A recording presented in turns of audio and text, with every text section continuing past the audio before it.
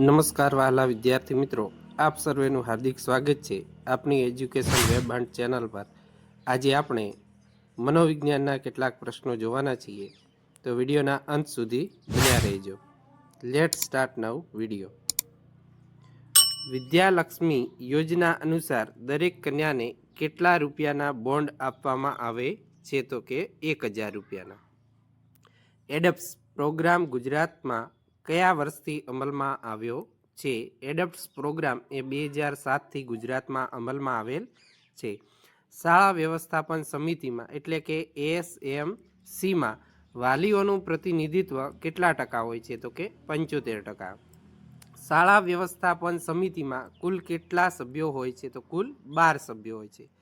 શાળા વ્યવસ્થાપન સમિતિની પુનઃરચના કેટલા વર્ષે કરવામાં આવે છે? તો દર 2 વર્ષે કરવામાં આવે છે। સૌ પ્રથમ વિકલાંગ બાળકો માટેના સંકલિત શિક્ષણનો વિચાર કઈ શિક્ષણ નીતિમાં કરવામાં આવ્યો? તો શિક્ષણ નીતિ 1986માં। બાલાનું પૂરું નામ, આ એક પ્રોજેક્ટ છે જેનું પૂરું નામ છે બિલ્ડિંગ એઝ લર્નિંગ એડ, જે શાળાના બિલ્ડિંગની અંદર ચિત્રો દ્વારા વિદ્યાર્થીઓને શીખવવામાં આવતું હોય છે। ત્યાર પછીનો પ્રશ્ન છે, સર્વ શિક્ષા અભિયાન મિશનનું ધ્યેય સૂત્ર શું છે? તો કે સૌ ભણે સૌ આગળ વધે।